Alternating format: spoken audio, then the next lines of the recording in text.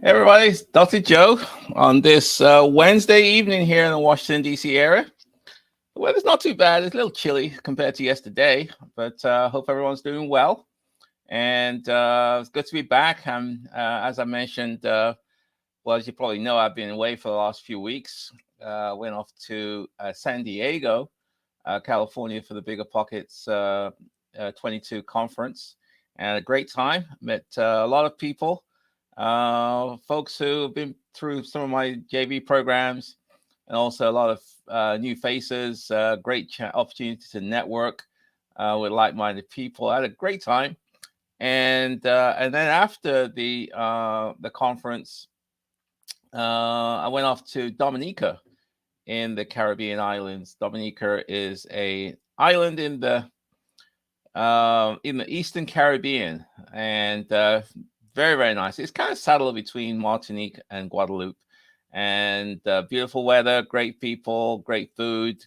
Time to relax and just having a good time, and very refreshing. And it's a great vacation, to tell the truth. And one of the things which I realized is the importance of relaxing, the importance of not getting too stressed out, worked out over really at the end of the day, not important things. And so I've kind of got some ideas of what I want to do with my time. And, one thing I will do, though, is to do more travel.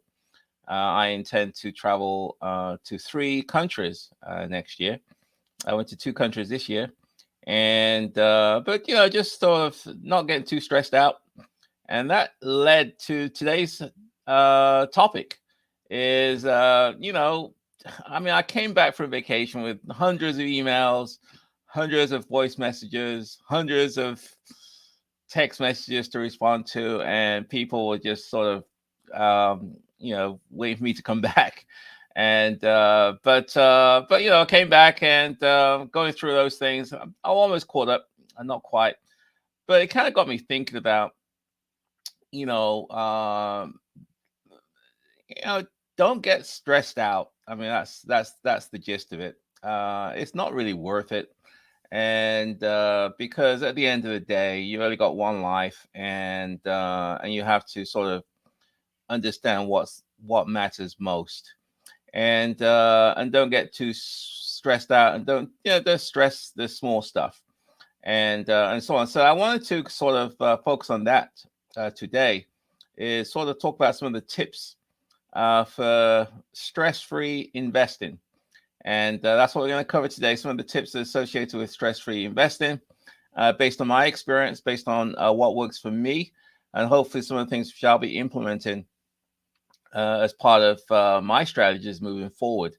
And so on. Before I get too far, I just want to mention that on this Friday, which is going to be Friday the 4th, I think it is. If you're in the DC area, if you're in the Bowie, I'm going to be the guest at Lunch and Learn, being hosted by Greg Bennett, who's a local real estate agent broker in the Washington D.C. area. He owns quite a large brokerage, and he has a lot of real estate agents. I've been to a lot of his events. I've been a guest at his events many times, and he invited me to be a guest speaker this Friday, 11 o'clock. So if you're in the DC area, check it out. The Bowie Library, 11 a.m. on Friday, November the 4th. We're going to talk about Section 8 strategies, success strategies, and how to make Section 8 work for you. So try and attend that if you're in the area, and it'll be a great opportunity to interact with me one-on-one, and shake hands, and network as well. Okay, so let's get down to the topic at hand. Are you stressed out? Is real estate on you? I mean, we all have dreams of financial independence, financial freedom. On this journey, we go through ups and downs, and things don't always work out the way it's supposed to be. And as a result of that, we kind of get stressed. And we know the benefits of real estate investing: tax benefits, cash flow, appreciation, equity buildup, leverage. We all know about all that. We all want the great things, but sometimes things happen. You know, I'll share a story. One of my properties, there was a break-in while I was gone, and so things happen. AC units break down. You know, stove doesn't work. Roof leaks. I mean, there are a lot of horror stories, but at the end of the day, we kind of have to plow through them. If we stay focused on the prize, we realize that the good far outweighs the bad, and it all seems to work itself out for the better. It is a business, so there are business metrics that you have to focus on. You got budget issues, you got legal issues, you got financial issues, which you have to be attuned to planning. Short-term goals, mid-term goals, long-term goals. I mean, these are all things, but knowing how to handle problems, I think, is the key to reducing our stress level. Knowing what we can do, what you can do, what I can do, such that we stay focused and don't get too despondent when things don't always work out the way it's supposed to be. In fact, I was speaking to one of my students today. I mean, he's in the process of leasing up a tenant. I mean, this is a case study in terms of all the ups and downs associated with getting a tenant into the property. I mean, it's amazing. Hopefully, I'll invite him in for a session once the dust settles. But he's plowing through. I've been guiding him through it, and but yeah, he's soldiering on, and I'm very, very pleased and very, very happy for him. And I'm trying to encourage him. Likewise, I'm sure there are situations whereby you feel like you want to throw in the towel. You feel like it's just not worth it. But no, stay focused on the prize, kind of manage the stress, and it'll be okay in the end, because at the end of the game, we're all trying to strive for financial independence. So let's talk about some of the tips which I want to share with you that hopefully will help you on your journey. So let's talk about number one. Tip number one, I think this is key after all is said and done, is to educate yourself. Especially educating yourself before you start. And as the saying goes, a wise man learns from his mistakes, but a genius learns from other people's mistakes. So you want to leverage on what other people have done, the mistakes that other people have made, and the experiences that they have, such that you don't have to make the same mistakes. And hopefully you can build on their lessons learned, so you can get to where you need to go to a lot faster. Um, there's so many aspects of that. Let me give you an example. My story. I've had I made lots and lots of mistakes, especially in terms of finding tenants, screening tenants, managing tenant relationships. And I try to share a lot of those words of wisdoms during these Wealth Wednesdays. So hopefully you can avoid some of the mistakes that I've made.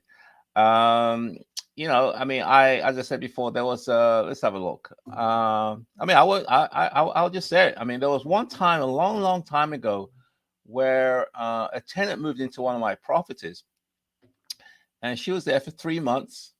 And after 3 months, I got a lawsuit against me, saying that her tenant, her child at that time, had elevated lead levels.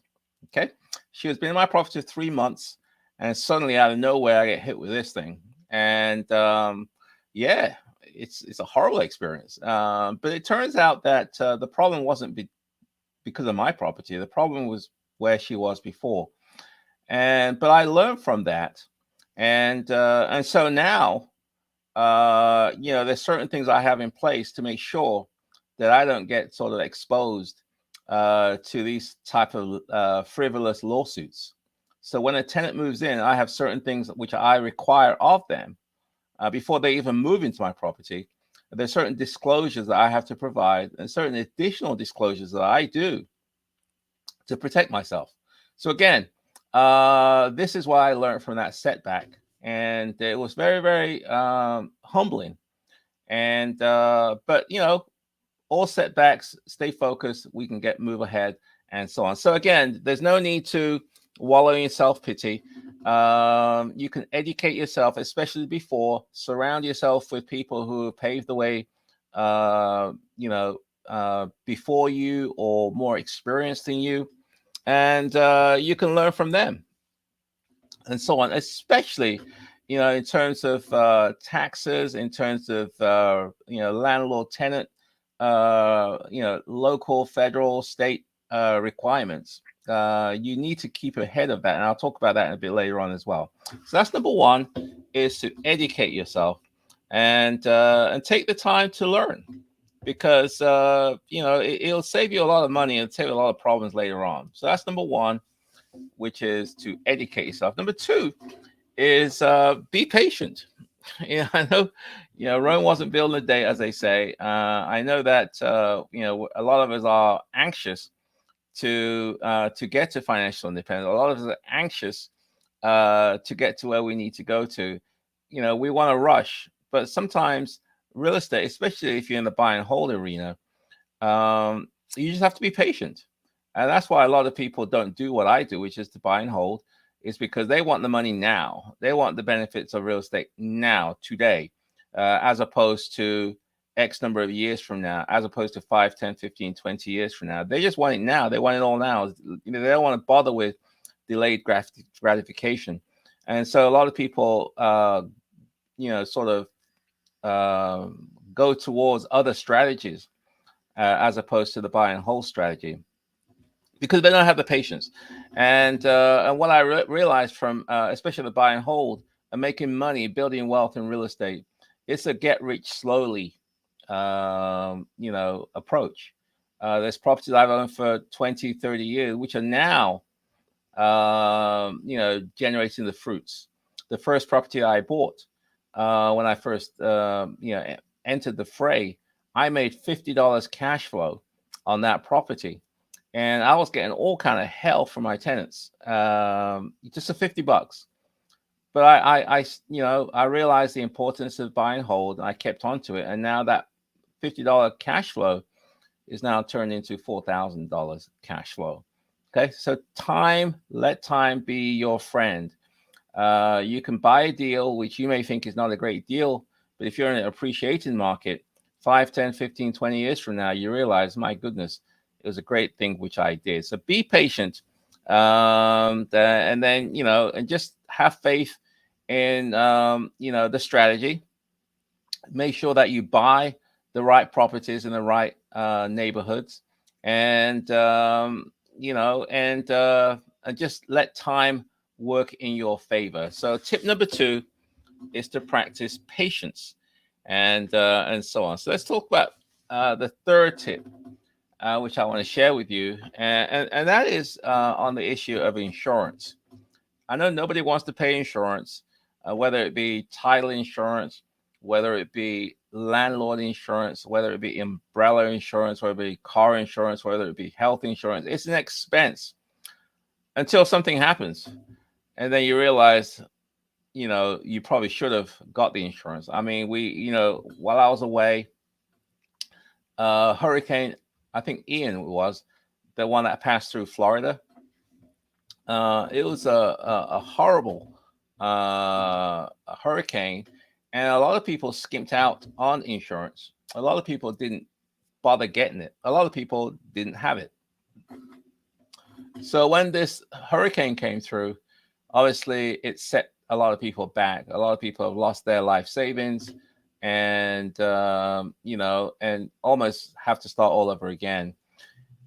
I'm sure they probably regret the decision for penny pinching on the insurance. So make sure you get the right insurance. If you're going to enter the fray, if you're a landlord, make sure that you have the proper landlord insurance with the right coverage, whether it be in terms of loss of rent, in terms of liability, in terms of fire, theft, and so forth, such that you're covered, especially liability. If there's a slip and fall, if there's a break-in, the tenants or someone is going to start looking to get paid from somebody else. and you're perceived as a quote unquote rich guy or rich girl, and so you're a target. So insurance is a very important thing. In fact, I may do a session just on insurance alone. The different types of insurance for in real estate investors that we should get, because it's a whole nother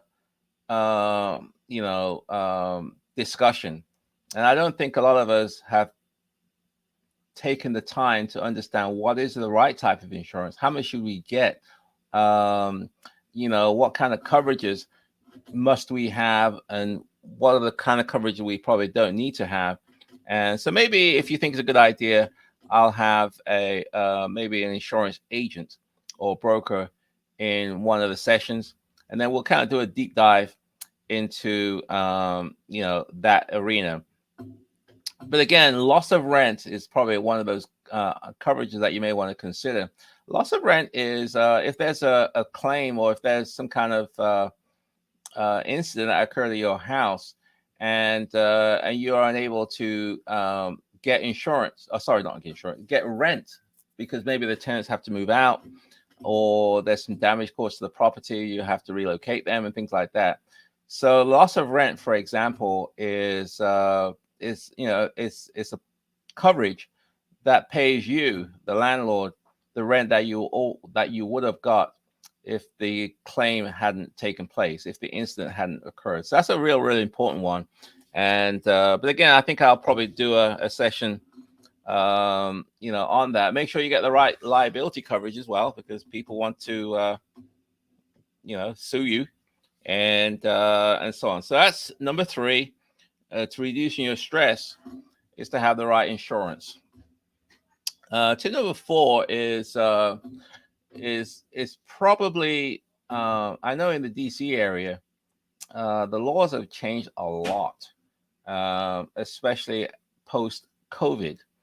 The legislators have put certain things in place, and what was the process before COVID is now changed. And so there's a lot of things that have changed. So keeping up with your local landlord tenant laws, I think is going to help you, because if you, for example, want to evict somebody, there are certain requirements of you, whether in terms of the process, in terms of the disclosures that you have to provide, in terms of notices that you have to provide.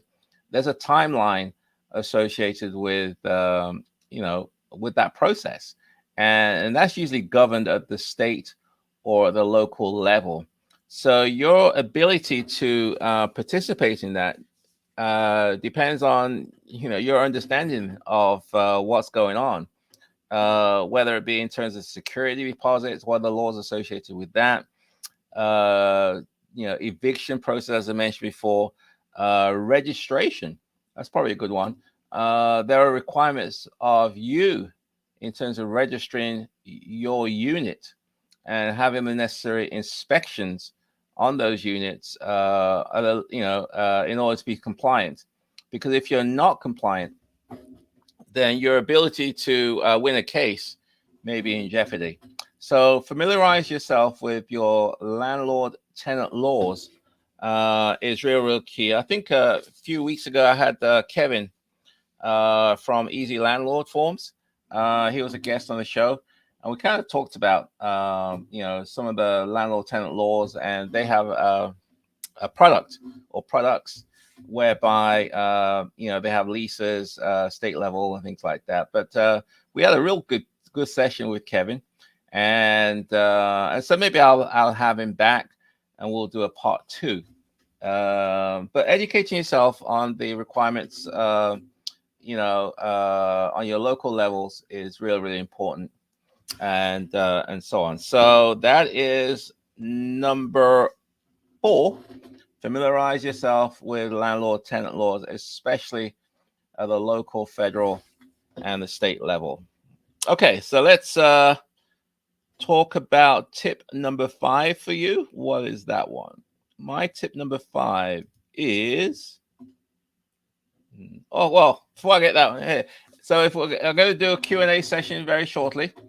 So enter your comments or questions in the comment in the chat box, and I'll get to those at the end of the session. So if you got some comments, if you got some questions, please put them in the chat box. We always run out of time, and we don't have the time to answer all the questions. So please put your questions now, and I'll get to them shortly at the end of the presentation. So so let's do that. Let's talk about tip number 5.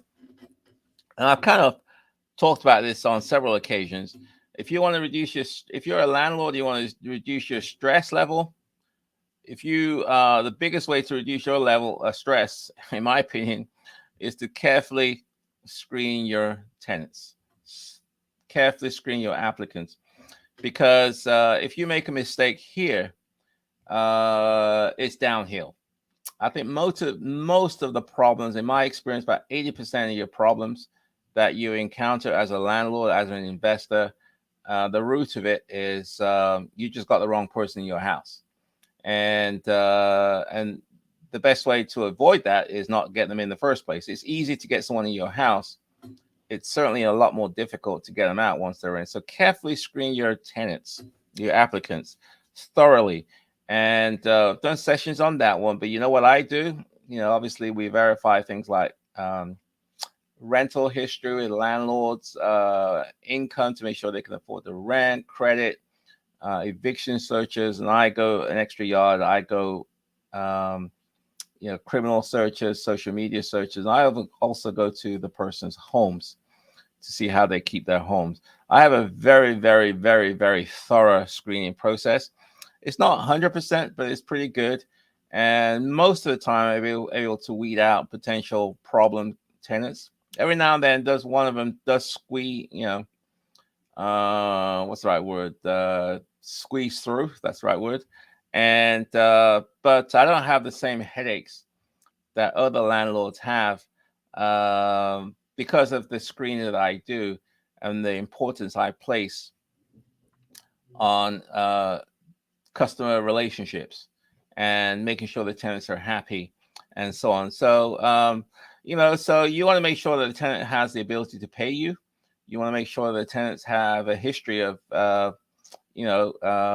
good landlord relationships and have a history of abiding by the terms of your lease, and that's through your screening process. So that's number 5, is carefully screen your applicants or your prospective tenants. Number 6 is is kind of to assemble your team. When it comes to real estate investing, you really can't do it by yourself. You need you need other people. You need a team. As the saying goes, no man is an island. Your success is dependent by your ability to assemble a good team. I call it the A team. And I don't hang drywall. I don't do painting. I'm not good at that. There are other people out there who are better than doing that for me. So I assemble contractors who enjoy painting, drywall, plumbing, and they can fix the problem a lot faster than I would otherwise do. Okay, so assemble your team is another key part of your, if you're trying to reduce your stress level, this is key. And so who's going to be part of your team? You're going to have legal advisors, attorneys. You're going to have real estate agents. You're going to have maybe a property manager. You're going to have contractors. You're going to have accountants. You're going to have possibly partners. So you're going to have people who are part of your team that you need to assemble. And that's also another session I could probably do in the future, is how to assemble your team. How do you put together, the A team? How do you find good contractors? How do you find good attorneys? How do you find good real estate agents? How do you find good, property managers, accountants, CPAs, and so on? So maybe I'll do a session on that. But if you want to reduce your stress level, assemble your A team. And then number 7, I suppose, is perform routine inspections. Routine inspections. When you know things go wrong with a house, as we all know, there's nothing new there. And so what I try to do is to perform routine inspections, whereby you go through the house, and some if there's something wrong, you can sort of catch it. And I schedule a time with the tenants, whereby we do the inspections of the home to make sure that everything's okay. That could be routine inspections. It could be you could do it at seasonal times. So in the springtime, well, probably to right now, which is getting ready to the fall. So in the fall time, you want to do check your heating system to make sure it's working properly prior to the cold seasons coming in. Same thing for the spring. You want to do a routine checks of your cooling system, such that if there's any problems, you can catch it before it gets real hot in the summertime, and so on. So you can do these routine inspections of your property, and I go through the house with the tenant, and we kind of verify the condition of the house during that time. So the idea with the routine maintenance is that, or routine inspections, is that you can be proactive, and you can catch, issues before they become major issues later on. So perform routine inspections is tip number 7. And then tip number 8 is don't delay maintenance and repairs, kind of linked together. So as part of your inspections, you're going to find things that needs to be corrected or fixed, or the tenant may call you, or you may want to just uncover certain things. But the idea is that if you found something is wrong, it's better to fix it as soon as possible. So don't delay, because a small repair, if it's not taken care of soon, it could turn into a major repair, an expensive repair, and a costly repair in due time. I know it's very tempting to say, I don't want to do this repair. I'll sit it out and wait till another time. But no, I mean, give me an example.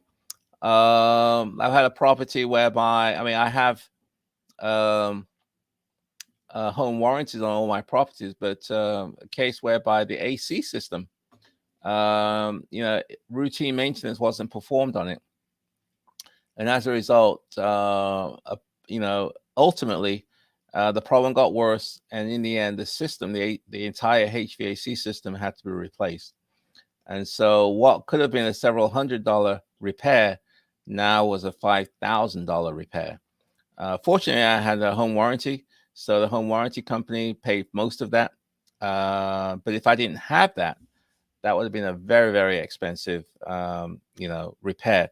So don't delay maintenance and repairs. I know sometimes you think that you don't have the money, but it's just sometimes easier just to take care of it and be done with. So plan ahead, and because it can drastically reduce your stress level, especially if you don't have the right team in place. The tenant calls you in the middle of, let's say, winter, the heating system has gone out, and you're scurrying around trying to find a contractor to hopefully take care of it and fix it, and so on. So there's never a right time, but repairs happen, and so the more proactive you are, you can hopefully reduce some of those timelines and so on. So that's number 8. Don't delay maintenance and repairs. Okay, hopefully this is helpful. Give me some feedback. Again, I'm going to go to Q&A very shortly. So if you have some questions, anything pertaining to real estate, I'll be more than happy to talk about it. And let's engage. I get a lot of questions from people with questions for me, and so this is an opportunity whereby you can get some answers directly from me, as opposed to through email and so on. So let's talk about tip number 9, which is to have an emergency fund. Okay. Emergency funds. As an investor, you know what it is. The biggest stress that you have is uncertainty.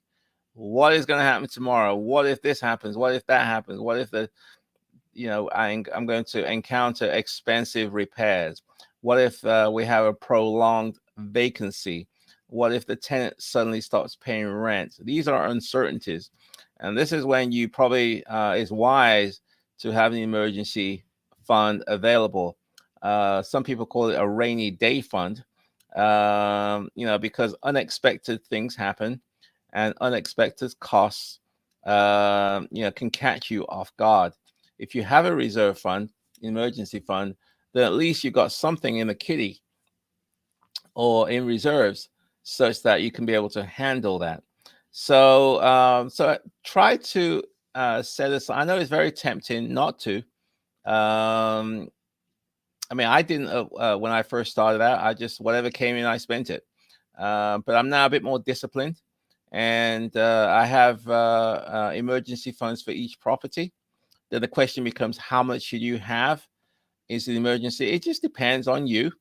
I try to go for 2 to 3 months of reserves per property in emergency funds. And if that's doable for you, fine. If it's not, then slowly but surely build up towards that. So you may want to set aside X number of dollars each month, in your emergency fund to kind of build that up. But set aside some monies. As I said, it could be 1 or 2 months. Some people you may feel comfortable with 3 or 4 months or 5 months. It just depends on you. But one thing I do know is that unexpected, situations will arise, and your ability to kind of get through those is going to be dependent on your emergency funds that you have. Okay, so that's number 9. And then let's go to number 10, which is money. Sounds pretty obvious, but make paying your rent easy.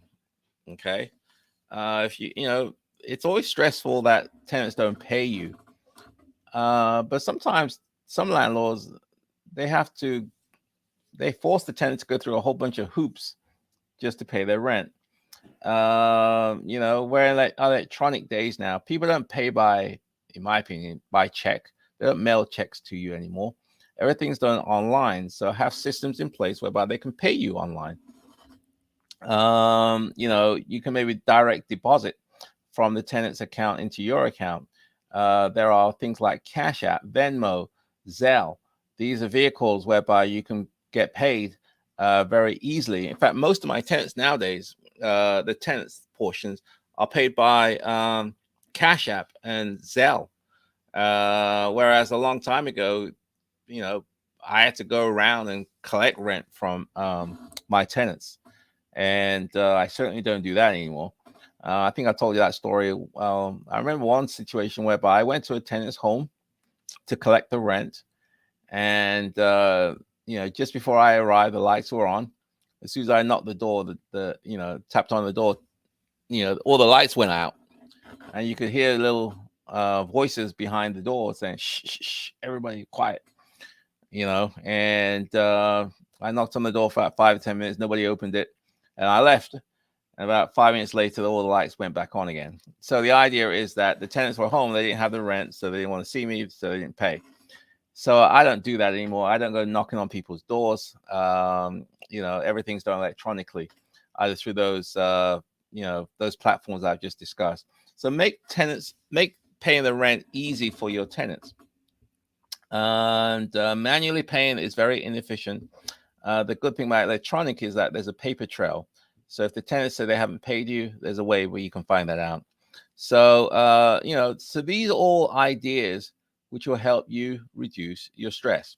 So let's have a look. In the worst case scenario, maybe I'll do a bonus. If you don't think this is for you, a bonus tip is to reduce your stress levels, just to outsource it and just, outsource it maybe to a property management company if you don't feel that you want to do this yourself. That's a bonus tip. But I'm a firm believer in managing myself. But I know not everybody is set up for that. Not everybody feels comfortable doing that. But if that's you, then you may want to consider outsourcing to a property management company. But a word of caution, though, is that you know that's not always cracked up to be. It's not like all your problems will go away. I have yet to find a good management company, and that's one of the reasons why I just do it myself. So, but there are good ones out there. Just take the time to find them, do your due diligence with them, and if you don't feel that you want to take on the management, the landlording, then by all means, certainly, um, outsource it to third parties. And so, let me just kind of conclude. We'll go to Q&A sessions in a session. At the end of the day, it's important to remember that, real estate investing, it's not easy. There are ups and downs. You will encounter stresses, but it's okay. It's manageable. And if we stay focused on the prize, it's going to work itself out. There's a lot of exciting opportunities, especially the market is shifting.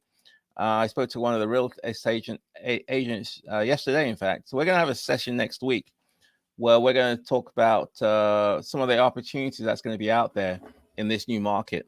I'm looking forward to buying more properties. I didn't think I was going to buy any more, but I probably will be buying some because it just looked like it's the stars are aligning to what I do, which is the buy and hold.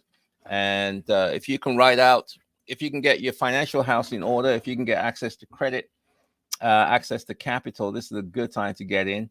And maybe what I could do for those people who are interested, I want to help more people, especially during this market shift.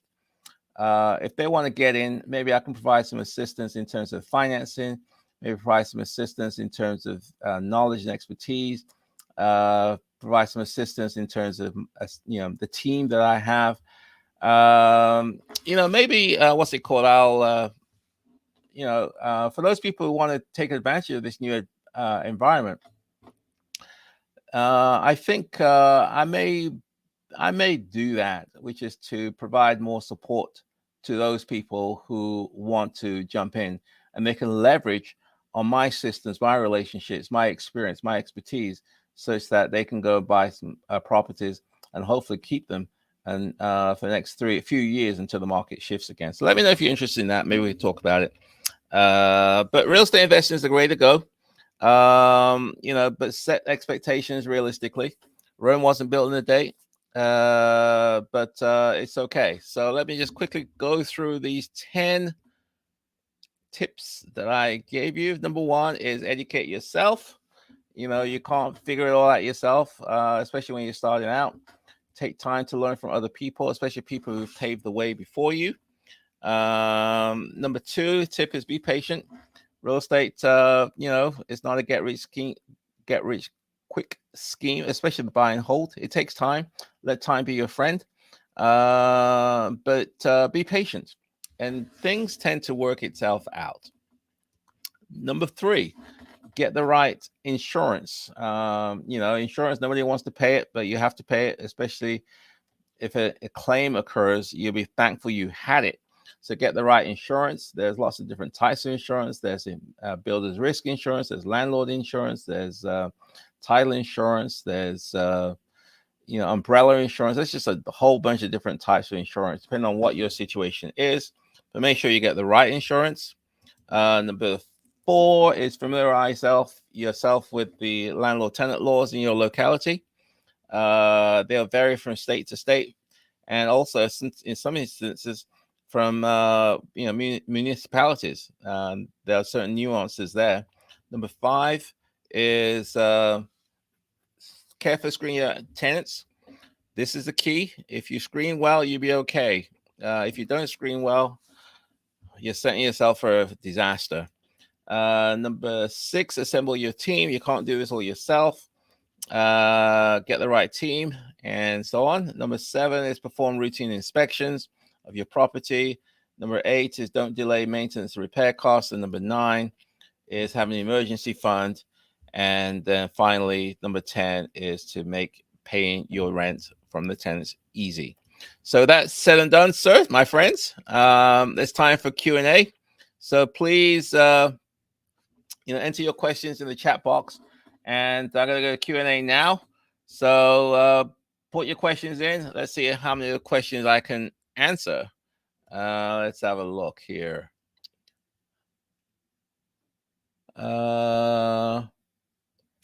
Okay, let's have a look. Good evening, Marlon. Hope all is well. I would love to hear a segment on insurance. Thank you.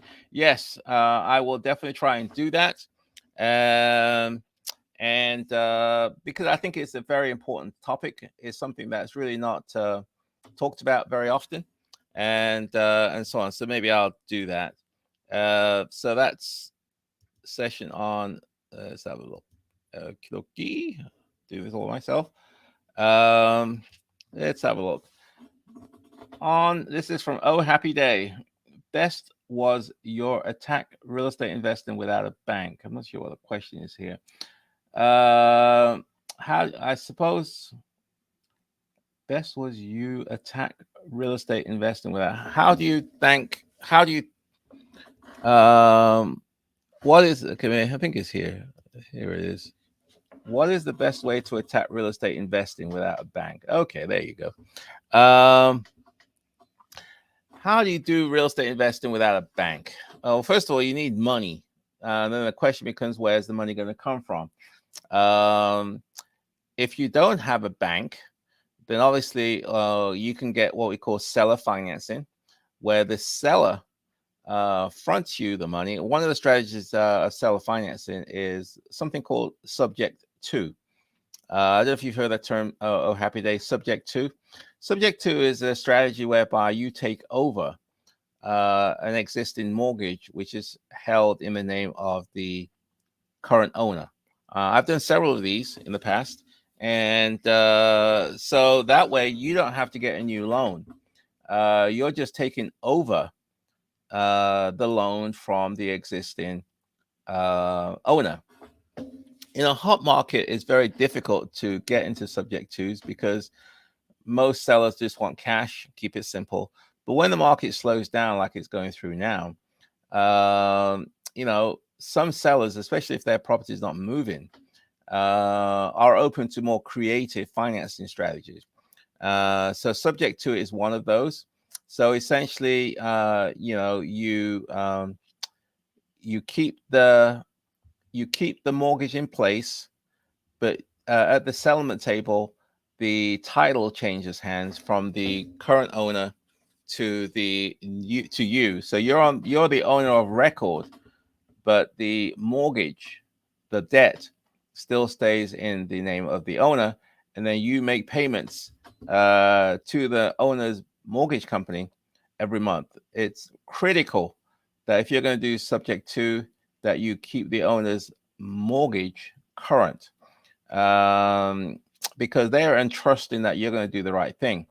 And because if you don't, your credit is not going to get messed up. It's the owner's credit is going to get messed up as well. So it's really important. I think integrity becomes really important if you're going to be doing some of these creative strategies, especially owner financing through subject to. Sometimes an owner will give you back at what we call a second. So if so the down payment money, if you don't have it, maybe the owner will give you a loan for that. It's difficult. I'm not an expert on seller financing strategies. That could be something I may do a session on. It's a whole nother discussion. And but the important thing is that when the market shifts, sellers become more open to these sort of strategies whereby they will borrow you money, they'll let you take over their loan, they'll be more open to strategies beyond just you just get a new loan and call it a day. Okay, let's have a look. Good question though. This is from B Francis. Again, if you've got questions, please put them in the chat box, and then what's it called? We'll I'll be more than happy to answer the questions. Please put them in. We've only got a few more minutes left, and so on. This is from B Francis. Hi, Dr. Joe. Where do you go for home warranty? How long is the warranty? Where do I go? I don't want to advertise the company I use, but if you're interested, then shoot me an email or do a DM on social media on Instagram, and I'll be more than happy to to go in a bit more detail. But anyway, what is a home warranty for those people who don't know? A home warranty is a policy. It's an insurance policy that covers most of the major systems in a house. So it could be the electrical, the heating system, the appliances, the electrical, the plumbing. All those things are the systems of the house, and so you pay a policy fee, an annual fee, and so if something goes wrong, then typically, I'm sorry there. So typically, what would happen is that if you have coverage, then you will pay what we call a service fee. And depending on the home warranty company, that could vary from anywhere from $50, $75, $100, $150, whatever it is. You pay a service fee, a call out fee, whereby if it's electrical problem, electrical company will come out. If it's an appliance issue, the appliance company will come out. So the company will come out, a third party, and they'll come out, check it out. It depends on what the issue is. If it can be repaired, they typically repair it. If it can't be repaired but needs to be replaced, then they'll go through the process of possibly replacing it.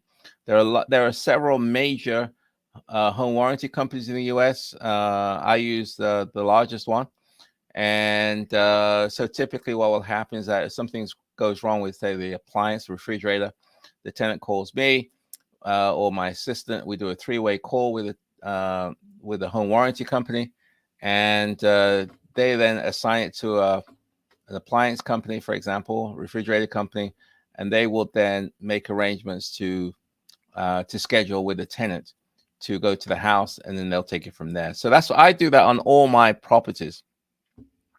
And it's not cheap, but I figured a way to make it worthwhile. Some insurance companies, home warranty companies, are kind of dodgy. They like to take your money, but they don't want to take care of the repairs. So I've been through that ritual before on several occasions. So just be careful if you shop around, get some references.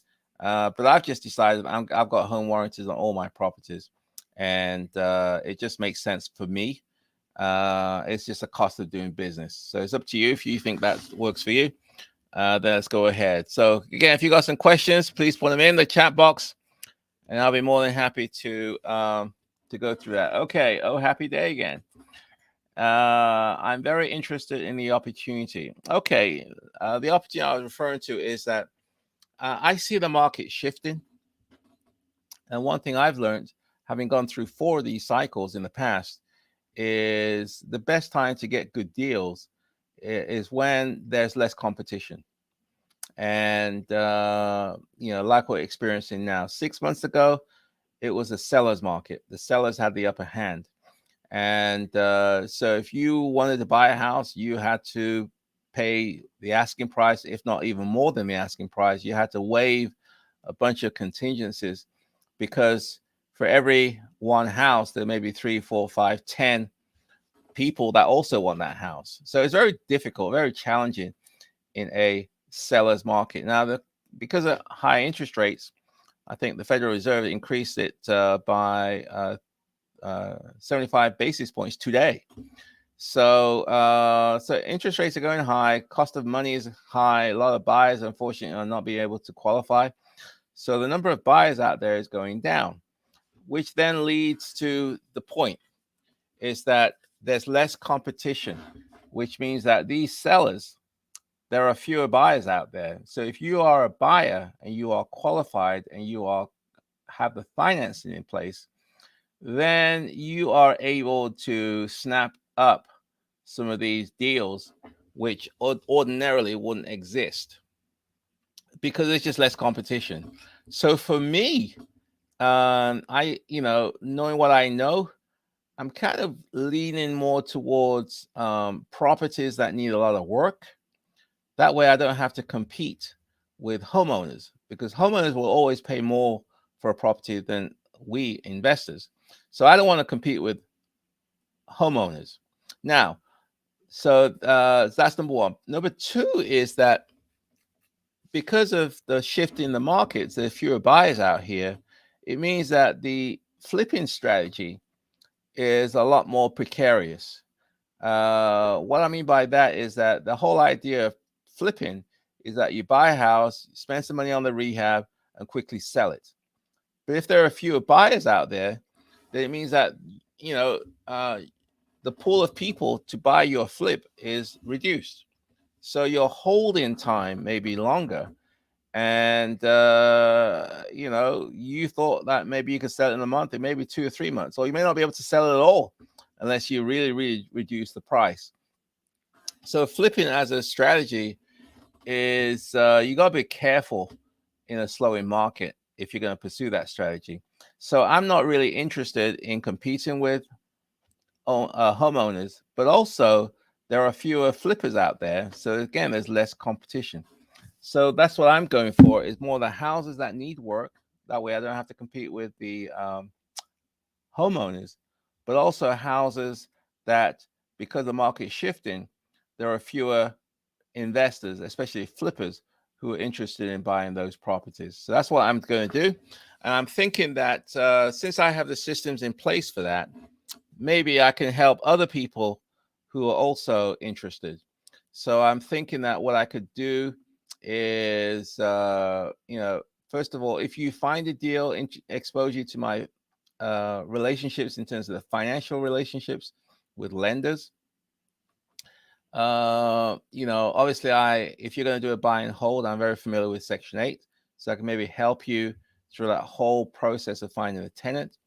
I do. If you're in the DC, DMV area, I got great contractors. Maybe we can help you leverage about that, and just sort of allow you to get in and be able to help you get good tenants so you can ride out the storm until the market improves 1, 2, 3, 5 years, whatever it is from now, and so on. So that's the big thing which I learned, is that the best time to buy houses is right now, especially as we're approaching the winter months, where there's going to be fewer buyers anyway. So the people who are qualified, the people who are ready to buy, people who have access to capital and the systems, the knowledge, the education, all those things I've talked about today. I think if you're savvy enough, this is the time. So if you feel that you are ready, then maybe, and you think I can help you, then maybe we can get together and we can figure something out that makes sense for both of us. It's still your deal. I'm not interested in doing your deals. I've got my own deals, but I'm trying to help more people do what I'm doing, and so on. Okay, let's have a look. If you got some questions, again, put them in the chat box. We're gonna wrap up in a couple of minutes and call it a day. But let's have a look.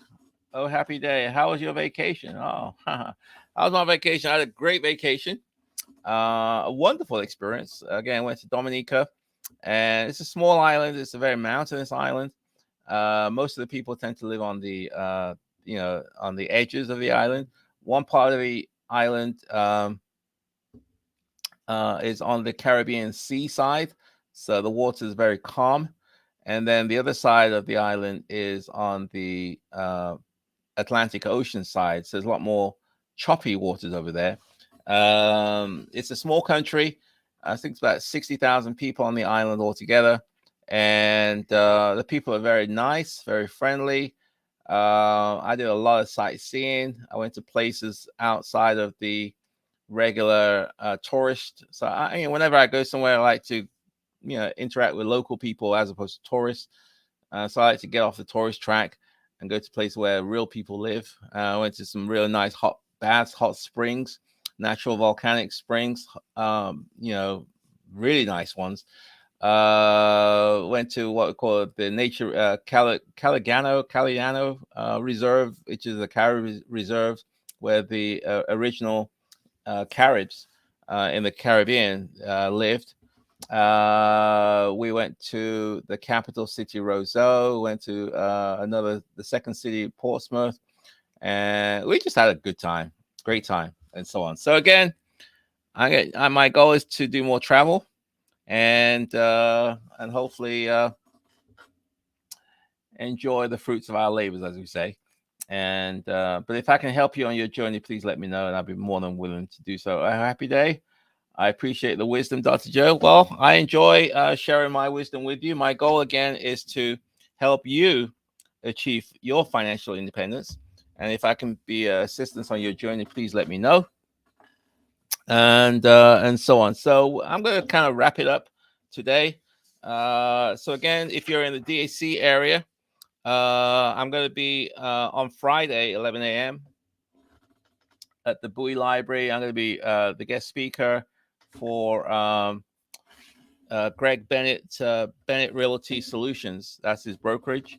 On a lunch and learn. I think they typically get anywhere from 40 to 60 people. So I'll be there if you're nearby. If you want to come on down to the Bowie Library, come on down and meet with me. I'd be more than happy to shake hands, network, talk, and but we're going to talk about Section 8 and some of the strategies, tips, suggestions associated with successfully navigating Section 8 and so on. So with that said and done, my friends, I'm going to wrap it up for today. Hope you had a good time. Hopefully today was helped you out in terms of strategies for reducing stress. I look forward to speaking to you next Wednesday on Wealth Wednesday, 7 p.m. Eastern Time. So have yourself a wonderful day. Signing out, Dr. Joe. Take care. Bye for now.